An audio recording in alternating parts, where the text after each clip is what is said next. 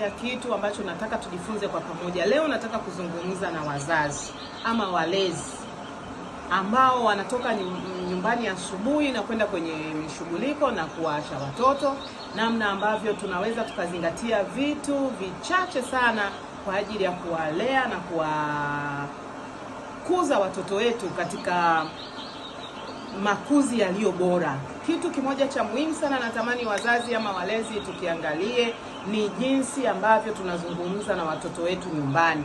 Kitu cha kwanza kabisa ambacho tunapaswa kuwa nacho makini ni kutoa ahadi na kuzitimiliza.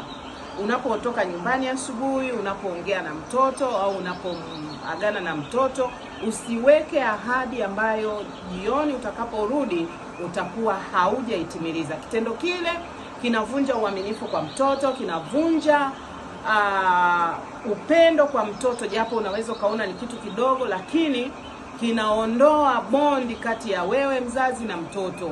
Kwa hiyo mtoto anakuona kwamba wewe si mtu salama sana kwake kwa kumtimizia haja za moyo wake. Kwa hiyo ni kitu ambacho ni hatari sana kwa mzazi ama mlezi kuahidi, hata kama unaona wewe kwako ni kitu kidogo, kwamba mnaondoka, nikirudi nitakuletea pipi, nitakuletea biskuti, nitakuletea baskeli, nitakuletea nini, na jioni inapofika unarudi unakuwa umechoka. Mtoto anakukumbusha kwamba uliniahidi baba utaniletea pipi, uliniahidi mama utaniletea biskuti, chocolate. Baada ya hapo wewe unakuwa umekasirika kabisa na kumweleza kwamba toka hapa, mimi nimechoka na 1 2 3.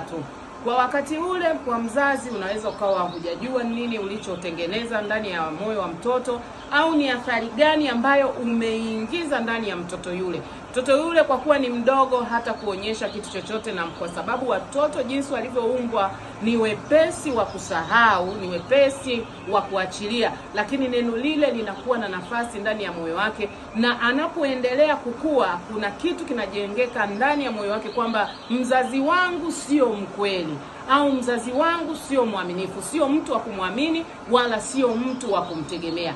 Athari zake ni kubwa sana mtoto anapokuwa. Unapotaka kufanya ushirikiano naye, unapotaka akuelewe, unapotaka kuelekezana naye jambo, unajikuta kwamba kila unapoongea naye mtoto hivi anafanya kingine, unaongea hivi anafanya kingine, pasipo kujua kwamba tabia ile ni wewe mzazi ndio uliyeijenga na kuitengeneza pindi mtoto yule anapokuwa mdogo. Ciao.